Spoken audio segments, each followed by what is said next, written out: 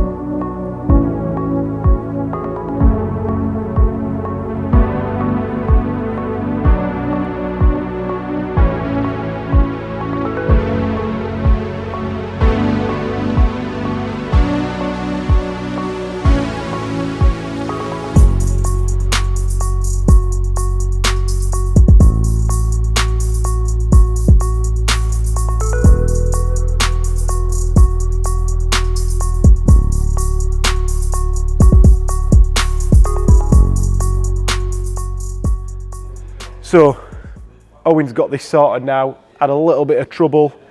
The main problem, you can't see it now, but there's a bearing here, the really big bearing that I just wanted to drop to bits, and we had to modify the puller so to grind a bit off it. And I'm pretty sure this is like a 200 quid bearing puller that Owen just ground up to suit this one gearbox. But anyway, it is what it is. We've got that off. So when you're doing the diff, everybody always forgets about doing it, but there's a shim under this race here. You just see you can knock this race out. You've got these two little, that one and that one there. This is a roughly 1.1, 1.05 mil shim. What you do, you take that shim out and then you see how much plays in the differential, and you should have about 0.25, 0.35 preload on these taper bearings. You don't want them to be loose and baggy because they don't work if they're like that.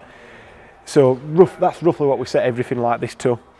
So that means if you've got 0.7 mil play in it like we did when you're just pushing it up and down with no shimming, means you need a 1.05 shim. So fill that back in, happy days. So that's all shimmed up. So it's all built and ready to go back together now. We just need to clean this end casing up with some little bits of crap in there from back and forth. The original diff is held together with rivets, so you have to drill them and knock the ring gear off, and then we've put the bolts on and we've torqued them up to 95 foot-pounds, something like that, which is probably a bit too tight for what it is, but didn't really feel that tight. So anyway, we had a look at the forks. You can't really see them. We could have probably flipped it and done it the other way, but you couldn't see the diff then, which is kind of pointless. But the forks all look fine. All the synchros looked absolutely fine. Nothing to worry about there. So no point taking any more bits out of it. We'll get it thrown together, hopefully put it together, and it's absolutely fine, because we didn't know the condition of this gearbox, but it is what it is. So yeah, I think this will be the end of the video. Hopefully the engine video has come before this, but we're doing it after. I don't know, we'll see. So anyway, can't wait to see what it turns into.